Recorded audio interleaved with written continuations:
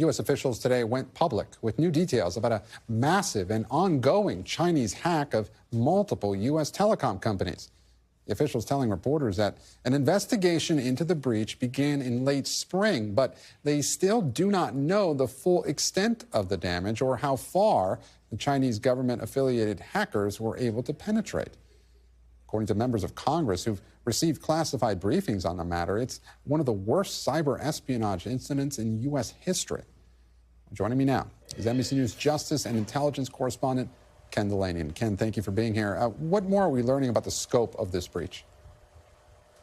Gabe, the scope appears to be breathtaking. Federal officials today were pretty candid that they don't even really know and understand the extent of the Chinese penetration 6 months after they first began investigating it. But what they do know is that they believe that Chinese hackers have gained access to most of the major American telecom companies. So really any American who's not communicating through encrypted means, and for example, Apple messages are encrypted, some other messaging services. But if you're not using encrypted communications, your communications are vulnerable to interception by the Chinese. And they said that these hackers have targeted a limited number of Americans. We've already reported that among them include members of the Trump and Harris presidential campaigns. They've targeted their phones. They got access to interceptions of their calls, but they're doing it in a very targeted way. This is an intelligence operation. But what the officials said today is they are still working to try to expel these hackers from the network. Right.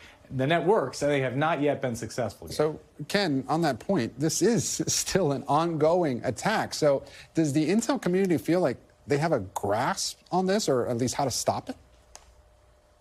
No, that was really the most surprising and disturbing thing about this briefing to reporters today on background from the FBI and from the cybersecurity agency is that they really don't have a grasp of it. They were very upfront about that. They said, we're learning new things about this every day, and we're working very hard with the telecoms to try to get these hackers out. One thing that they have said, and industry experts have said, is that part of the problem here is that some of the telecom infrastructure in the United States is old and outdated and needs to be replaced on a massive scale, but that's very expensive, and it could cause outages in some areas. The companies have not really kept their networks fully up to date, so that's one of the issues. But this is going to be an ongoing problem, and there's also some national security implications, Gabe. Remarkable, yeah. And on that point, this comes in the middle of a presidential transition and potentially a tumultuous time for the FBI, which you've been reporting.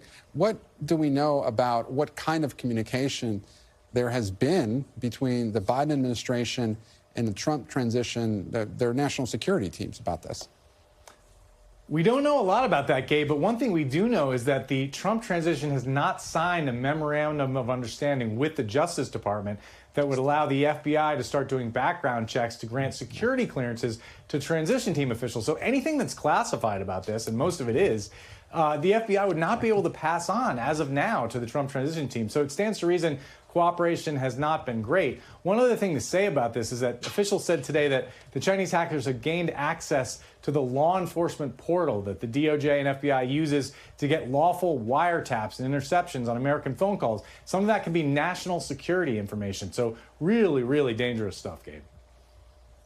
Ken Dilanian, our Justice and Intelligence Correspondent, and as we reported earlier in the show, just some breaking news. The Trump transition did sign that memorandum of understanding with the Justice Department, but a lot of unfolding developments here. So Ken Dilanian, thank you so much. We really appreciate it. Thanks for watching. Stay updated about breaking news and top stories on the NBC News app or follow us on social media.